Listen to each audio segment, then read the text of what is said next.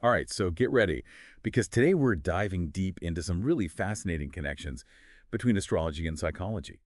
It's interesting how these two fields, often seen as completely separate, you know, actually share some surprising common ground. It's funny, right? It's like we always try to put things in boxes, science over here, spirituality over there.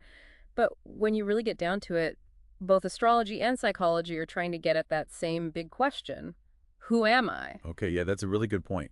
I can definitely see how both of those fields are grappling with that question. Like, psychology uses things like therapy, personality tests, dream analysis, right? It's very much about understanding the mechanics of the mind. Yeah, exactly. It's very focused on those inner workings.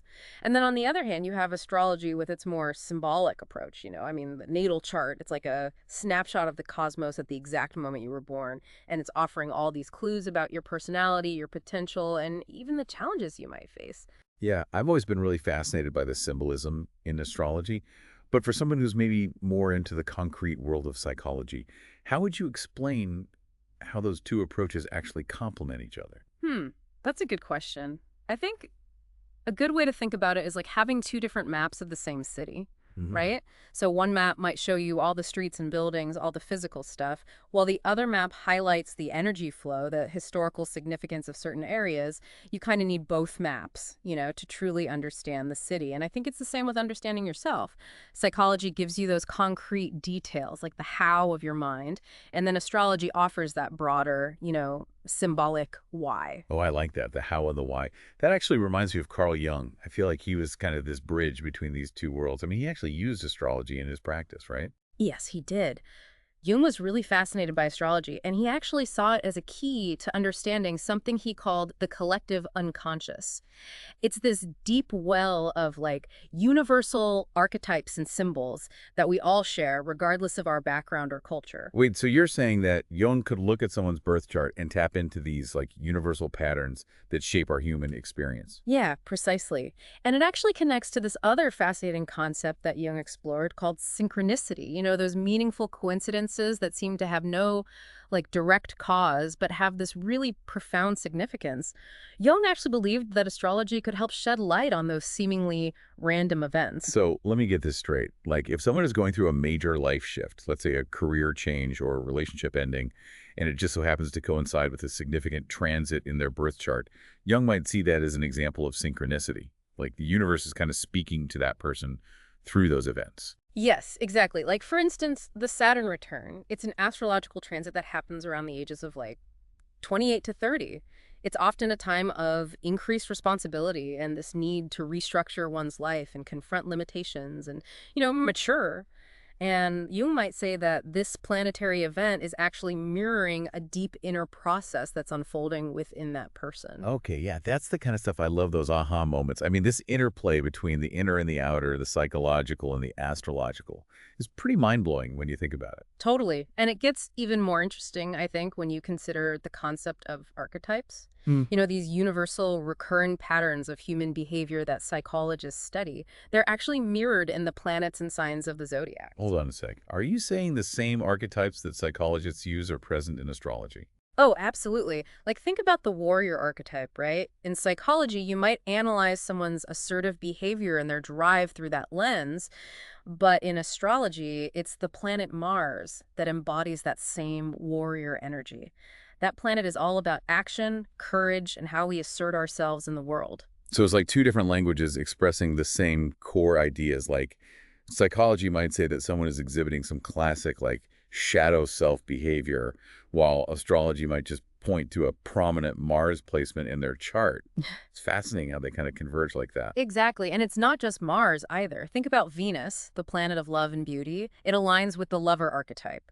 Or Saturn, associated with discipline and structure that resonates with the wise old man. It's incredible how these two fields that are often perceived as like polar opposites are actually speaking to each other through these shared archetypes. Wow, this has given me a whole new perspective on my birth chart. I definitely need to learn more about how all of these pieces fit together. Well, that's where your unique natal chart comes in. It's like a psychological blueprint, a map of your inner landscape. It highlights your strengths, your weaknesses, and your potential, all laid out in this cosmic code. Okay, so how do the different parts of the natal chart connect to our psychology? We talked about the sun sign, What else is there? Right. So the sun sign represents your core identity, your ego, your essential self. It's how you shine your light out into the world. But then you have the moon sign, which reveals your emotional needs, your inner world, like how you process feelings, what brings you comfort. Okay, so the sun is like the outward personality. The moon is the inner, more emotional world. Got it. But what about all the other planets? How do they factor into the psychological picture? Each planet represents a different facet of your psyche. So, like, Mercury governs communication, how you process information. Venus influences your values, relationships, what you find aesthetically pleasing. Mars, as we discussed, is all about your drive, your energy, how you assert yourself. So it's like each planet is adding another brushstroke to this cosmic portrait of who we are. What about those lines and symbols I always see on those natal chart wheels? Those always confuse me. Ah, yes. Those are called aspects, and they represent the angular relationships between the planets in your chart. They actually show how different energies within your psyche interact, whether it's harmoniously or through, challenges. For instance, a square aspect can indicate tension between two planetary energies, and that would require you to find balance. Imagine like a fiery Aries sun clashing with a more cautious and structured Saturn. That person might constantly feel pulled between taking bold action and making these really careful plans. Oh, wow. So it's not just about the planets themselves, but also how they relate to each other in our charts. It's like this intricate dance between different parts of ourselves. Precisely. And that dance is always evolving. That's where transits and progressions come in. Transits are the current positions of the planets as they move through the zodiac, and they're interacting with your natal chart's planets, creating these specific influences. Think of it like the cosmic weather, influencing your inner landscape. Okay, so the planets are constantly moving, and they're creating this dynamic interplay with our personal birth chart. Yeah. Got it. What about progressions? What are those? Progressions are more of a symbolic way of tracking the evolution of your natal chart over time. And it's based on mathematical formulas that correlate planetary movement with periods in your life. For example, your progressed moon changes signs roughly every 2.5 years, and that reflects the shifts in your emotional needs as you mature. So it's like our natal chart is this blueprint, but it's not static. It's constantly evolving and interacting with the cosmos as we grow and change. It's really mind-boggling. It's a beautiful dance between the personal and the universal, isn't it? And by understanding these astrological cycles, we gain these incredible insights into our psychological patterns, potential challenges, and growth opportunities. Yeah, I'm so glad we're unpacking this. It's already shifting how I view myself and my experiences, honestly. Yeah. But before we go too much further, I have to know, how can we actually use this knowledge in our lives? How can someone use astrology to understand their own psychology on a practical level? Well, that's the million-dollar question, right? I think a good starting point is to explore your own natal chart. Just knowing your sun, moon, and rising signs can provide some really valuable insights into your core identity, emotional needs, and how you present yourself to the world. It's like reading your own cosmic instruction manual. I love that. Like finally understanding those quirky parts of ourselves that we never really knew how to explain before. What else can we do with this knowledge? I think reflecting on the archetypes that resonate with you can be really illuminating. Think about those recurring patterns in your life, the roles you play, the challenges you face. Does the warrior, the lover, the wise old man, or any other archetype really jump out at you? Exploring those archetypes can unlock a deeper understanding of your motivations and behaviors. It's like using those archetypes as a mirror to reflect on our own lives. Yeah. We're already starting to see how helpful this could be. What about those planetary transits and progressions we talked about? Is there a practical way to use those too? Absolutely. Tracking those significant planetary cycles like your Saturn return or even something as common as Mercury retrograde can help you anticipate potential challenges and growth opportunities. Like, for example, Mercury retrograde is notorious for communication mishaps and tech issues, right? Well, that can be a really good time to just slow down, review your plans, and be extra mindful. I used to just roll my eyes at Mercury retrograde, but now I'm starting to see it more like this cosmic reminder to just like pause and double check everything. So it's kind of like using astrology as a cosmic calendar to navigate life's ups and downs. Yeah, exactly. It's about aligning with the natural rhythms of the universe and using them to your advantage. All right, I'm officially hooked. This is seriously making me want to dive headfirst into my astrological journey. Any last words of wisdom before we move on? Sure. I think it's important to remember that astrology is a tool for self-discovery, not a set of, rigid predictions. It's about understanding your potential and using that knowledge to navigate life with more awareness and purpose. Yes, I love that. It's not about letting the stars dictate our lives, but Mm. using their wisdom to make more informed choices. This is honestly mind-blowing. And we're just getting started. There's so much more to explore. It's amazing when you think about it, how both astrology and psychology really offer us this path towards self-awareness, in their own way. Yeah, it's like they each hold a piece of the puzzle. Yeah. And those different perspectives ultimately come together and they fit to give you a more complete picture of who we are as people. Yeah, precisely. And I think where astrology really offers a unique perspective is its focus on cycles and the bigger picture. Okay, I'm listening. Well, with its emphasis on cycles and that symbolic language, it helps us to understand not only who we are at our core, but also where we are, in the grand scheme of things. It's like our lives are unfolding within this larger, like, cosmic narrative. And our natal charts offer clues about those themes and challenges that we might encounter along the way. I love that. A cosmic narrative, it really makes me feel like my life is a part of something bigger, Yeah. like a grand, meaningful story instead of just like random events. Yeah, exactly. And that in itself can be incredibly empowering Mhm. because it allows us to move beyond those limitations of our immediate circumstances and tap into a deeper sense of purpose, and Mm. direction. So it's not just about understanding those personality quirks or emotional patterns, right? It's about seeing our lives within this vast tapestry of existence. It's pretty awesome when you think about it that way. It really is. And that's really where understanding those planetary cycles becomes super important. Think about it this way. The planets are like characters in this cosmic narrative, each with their own unique energy and symbolism. And as they move through the zodiac, they're constantly interacting with the planets in our own natal charts, creating these really dynamic influences and opportunities for growth. Hmm. So it's like those planetary movements are creating this like cosmic weather pattern. Yeah. And we're kind of just navigating our lives within that ever-changing landscape. Yeah, that's a great analogy. And just like we pay attention to those weather patterns here on Earth, right?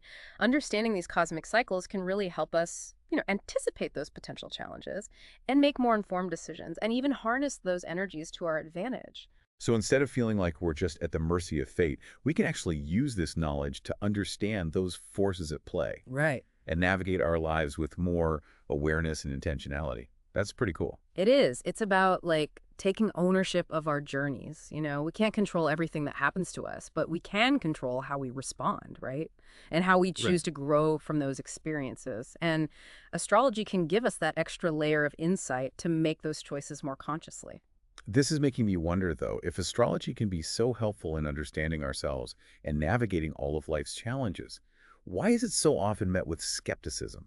Hmm. Or even like ridicule? Why do some people just see it as this fluffy, unscientific thing? That's a great question, and I think there are a few reasons for that. One, I think, is that astrology is often misunderstood or misrepresented. It gets reduced to those like simplistic sun sign horoscopes you see in magazines, which, I mean, let's face it, they really only scratch the surface of what astrology truly is. Yeah, I know what you mean, those your week ahead according to your star sign kind of predictions. I'll admit I've read those for fun, but I never took them too seriously. And that's exactly it. Those horoscopes are just a tiny little sliver of what astrology really encompasses. Authentic astrology, I mean, it's a complex and nuanced system that really takes years of study, and practice to master. So I can totally see how those more superficial portrayals could lead to skepticism. It's like judging a whole field of study based on a single oversimplified representation. Like Mm. you wouldn't dismiss all of psychology just because you read like a cheesy self-help book. Right, exactly. Another reason for the skepticism is that astrology deals with concepts that are difficult to measure or quantify scientifically. Like the idea that the planets can actually influence our lives is a common point of contention for many people. It does seem like a big leap for some people to make, right? Like how can these celestial bodies that are like millions of miles away actually have an impact on our, daily lives and experiences? Centuries. And while we don't yet have any like definitive scientific proof of that connection, I think it's really important to remember that science itself is constantly evolving. What we can measure or understand today may be very different from what we can understand in the future. Yeah, that's a good point. I mean, look at how much our understanding of the human brain has expanded, even just in the past few decades. We're constantly making new discoveries about ourselves and the universe.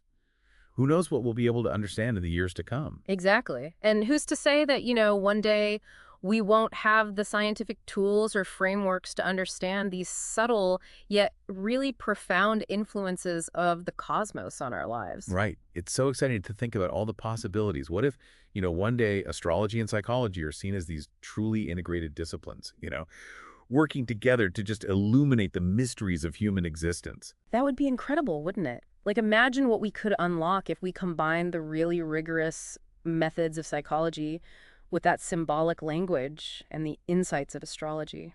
We could reach a whole new level of understanding about ourselves and the world around us. That would be amazing. It's like we're standing on the precipice of a whole new era of self-discovery, one that embraces both the scientific and the symbolic, the tangible and the intangible. Yeah, and who knows what amazing breakthroughs await us on the other side. I can't wait to find out. This conversation has really opened my mind to the possibilities of integrating those two things. But let's bring it back down to earth for a second. For our listeners who are intrigued by what we're talking about and want to learn more, where would you suggest they start? I would say that first step is to just approach astrology with an open mind and a healthy dose of curiosity. Don't let those preconceived notions or any skeptical voices hold you back from exploring. There's a whole world of knowledge waiting to be discovered. Curiosity is key. What else would you suggest? I always recommend starting by exploring your own natal chart. There are so many great resources available online and in books that can really guide you through those basics. So start with learning about our sun, moon, and rising signs like we talked about earlier. Yeah, exactly. And as you kind of, delve deeper, don't be afraid to ask questions and seek out reputable sources. But most importantly, I think, trust your own intuition. Astrology is a really personal journey, and those most valuable insights will ultimately come from within. I like that. It's about honoring our own inner wisdom as we're exploring the vastness of the cosmos. It shouldn't be about, blindly accepting what others tell us, but finding what resonates with our own experiences. Exactly. And as you continue on that journey of self-discovery, try to approach it with a sense of playfulness and wonder. Allow yourself to just be amazed by the interconnectedness of it all and embrace the insights that really speak to your own unique experience. Such great advice. It's like we're being invited to become these cosmic explorers, charting the course of our own lives with the stars as our guide. And what an incredible adventure it is, right? There's always something new to learn and to explore. Okay, I have one final question before we wrap up this part of our conversation. We've talked a lot about how astrology can help us understand ourselves, but I'm curious about its potential to help us understand others as well.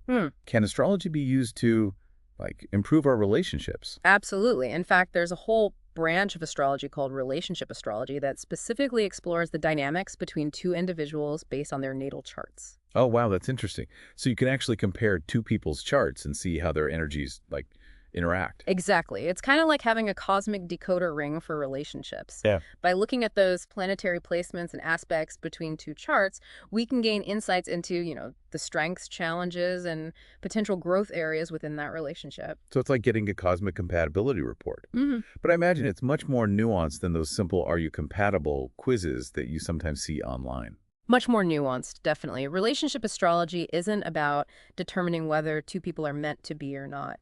It's more about understanding those unique dynamics at play and using that knowledge to foster greater empathy, communication, and connection. That's really cool. I can see how this could be incredibly helpful for, couples, families, and even friends who are trying to understand each other better. It absolutely can. And it's not just about romantic relationships either. Relationship astrology can be used to understand any type of interpersonal dynamic, whether it's between colleagues, siblings, or even like a parent and child. This is amazing. It's like the astrology provides this incredible toolkit for understanding not only ourselves, but also our relationships with others, on so many different levels. That's right. It's about recognizing that we're all interconnected and that our relationships are really a vital part of our human experience. And astrology can help us to navigate those relationships, I think, with more awareness and compassion. This has been such an incredible deep dive so far. I'm feeling so inspired and energized by all of these insights. Me too. It's always a joy to explore these fascinating connections between astrology and psychology. But before we move on to our final thoughts, I want to leave our listeners with a little homework assignment. I challenge you to choose one relationship in your life. It could be romantic, familial, platonic, anything really, and reflect on the dynamics at play. What are the strengths of this relationship? What are the challenges? And most importantly, how can you use the insights that we've discussed today to foster, greater understanding, compassion, and connection. I love that. I encourage everyone to embrace that with an open heart and a curious mind. You might be surprised by the depth and richness that you discover within your relationships. This has been an absolutely stellar deep dive. I'm already looking forward to our next exploration. Me too. Until then, keep shining your light and embracing that cosmic dance of life. As we've been talking about all these connections between astrology and psychology, it's really struck me that both fields are ultimately concerned with this idea of transformation, you know? Hmm. Yeah, that's a really interesting observation. I think both disciplines recognize that growth and change are really fundamental to the human experience. We're not meant to just stay stagnant. We're designed to evolve, right? Right. And that's where I think astrology offers this really powerful perspective. Hmm. It provides that framework for understanding that cyclical nature of transformation, those periods of growth and challenge and renewal that we all go through. Absolutely. Astrology reminds us that change isn't always linear, right? It often unfolds in these cycles with those periods of expansion followed by periods of contraction, times of outward expression, followed by those times of inward reflection. Yeah, yeah, it's like all those natural rhythms we see around us all the time, like the ebb and flow of the tides, the changing seasons, the waxing and waning of the moon. There's a rhythm to life itself. Exactly. And when we can really tune into those rhythms and understand those cycles, we can surrender to that natural flow of life a little bit more. We can let go of that need to control every little thing, and trust that even the most challenging periods are ultimately opportunities for growth and evolution. They're not setbacks, they're all part of the process. That's such a reassuring thought, honestly. It gives me a whole new perspective on those times when I feel like stuck or lost. Yeah. Just knowing that those experiences are part of a larger cycle, a natural part of the journey, kind of takes away some of the fear and the frustration. Right. Astrology reminds us that there is a time for everything. A time to plant seeds, a time to nurture those seeds, and then a time to harvest those fruits of our labor. It's all part of this grand cosmic dance, and we're each playing our own unique part. And the key is not trying to, control the dance, but learning to move with it gracefully, right? Embracing the ebbs and flows, the highs and the lows. Exactly. Surrendering to the flow, trusting the timing of our lives, and recognizing that even those most challenging steps are ultimately leading us towards our highest potential. Mm. It's about trusting that journey, even when we can't see that final destination. Wow. This has been such an incredibly insightful conversation. Mm. I honestly feel like I'm walking away with a whole new set of tools for understanding, like myself, my relationships, my place in the universe. It's been a joy to share these explorations with you. I hope it sparks that deeper sense of curiosity and wonder in our listeners, too. Absolutely. Before we wrap up, though, I want to leave our listeners with one final thought to ponder. As you continue to explore these connections between astrology and psychology, just remember to stay curious, stay open, and trust your own inner wisdom. Yeah, and above all, just embrace that journey, With a sense of wonder and awe, the cosmos is vast and mysterious, and there's always more to discover. The more we learn about ourselves and the universe, the more we realize how interconnected we truly are. That's so true. Well, thank you so much for joining us on this incredible deep dive. Until next time, keep exploring, keep growing, and keep reaching for the stars. And remember, the universe is always conspiring in your favor. Trust the journey.